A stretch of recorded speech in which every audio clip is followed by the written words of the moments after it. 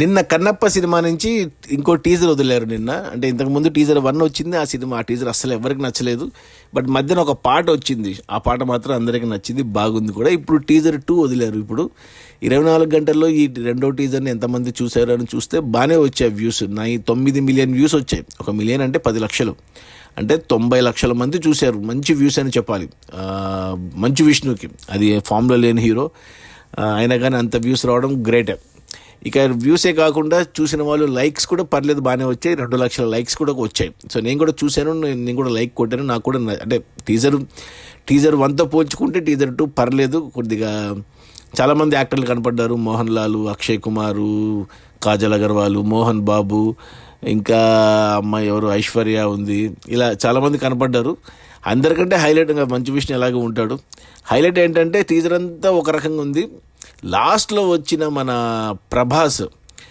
ప్రభాస్ది మాత్రం అదిరిపోయింది. ప్రభాస్ ఫేస్ చూపించడం అనేది అది హైలైట్. ఎండింగ్లో అదొక్కటి మంచి హై ఇచ్చింది. మిగతాదంతా ఓకే. దానికంటే ముందు అక్షయ్ కుమార్ అండ్ కాజల్, శివుడు పార్వతి మాట్లాడుకునేది, తిన్నడును భక్తుడిగా ఎలా మారుస్తాం అనేది కొద్దిగా, అంటే మనకు భక్త కన్నప్ప స్టోరీ తెలుసు కాబట్టి అది తెలుసు మనకి ఎలా మారుస్తాం అన్నప్పుడు శివుడు మారుస్తాడు.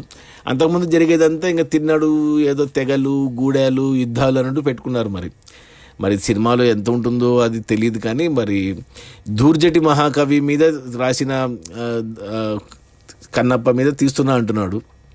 మరి ఇంతకుముందు మనం చూసిన సినిమాలు అవి దూర్జటి మహాకవిదా లేకపోతే వేరే వాళ్ళు రాసింది తీసారా తెలీదు.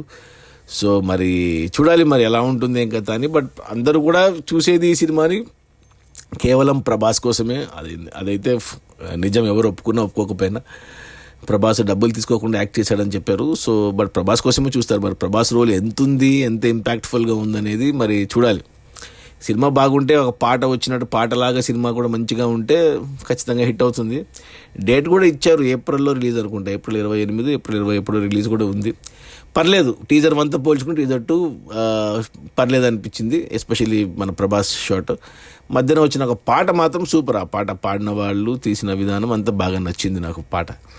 ఇక ఈ వీడియో వచ్చేసి చేయడం ఎందుకంటే మొదటి 24 గంటలు ఎంతమంది చూశారు ఈ వీడియోని, ఈ టీజర్ 2 అంటే 90 లక్షల మంది చూశారు. మంచి వ్యూస్.